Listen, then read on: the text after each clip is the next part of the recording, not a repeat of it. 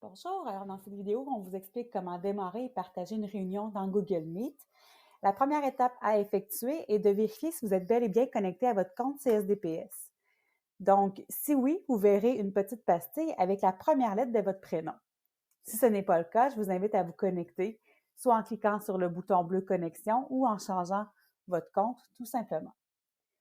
Une fois que vous êtes connecté à votre compte CSDPS, vous allez rejoindre Meet. Vous pouvez le faire de deux façons, en cliquant sur la gaufre, en cliquant sur Meet ou encore en allant sur meet.google.com. Vous allez ensuite démarrer une réunion ou s'y joindre. À partir d'ici, deux options s'offrent à vous. La première option est de créer une salle permanente, c'est-à-dire une salle que vous pourrez réutiliser d'une fois à l'autre au cours des semaines à venir. Donc, on va utiliser la même adresse URL chaque fois. Les gens pourront se joindre à cette réunion à tout moment, que vous soyez présent ou non dans la salle. Si vous prenez cette option-ci, vous ne devez rien écrire à cet endroit-ci, on laisse le champ vide. La deuxième option, si vous désirez créer une salle de réunion à usage unique, c'est-à-dire une salle qui va expirer après le départ de la dernière personne après la réunion, vous devez écrire un code juste ici. Classe de Madame Jessie.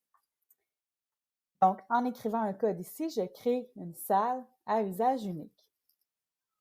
Donc ici, ça va dépendre de votre intention, à savoir si vous écrivez quelque chose ou non.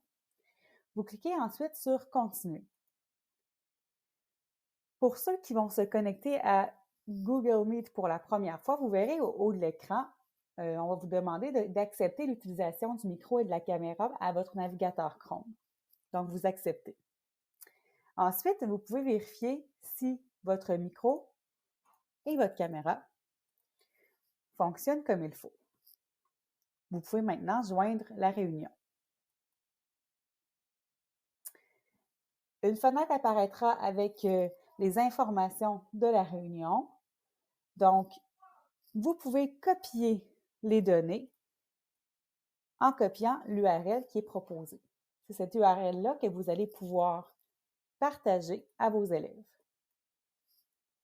Donc, vous copiez ces données, vous les partagez par courriel, vous pouvez les partager par Classroom, par l'outil de communication avec les familles, que ce soit ClassDojo, CISA, et je vous invite également à le mettre dans vos favoris si vous avez décidé d'utiliser une salle permanente, donc que vous allez pouvoir réutiliser d'une fois à l'autre. Alors voilà, c'est pas plus compliqué que ça.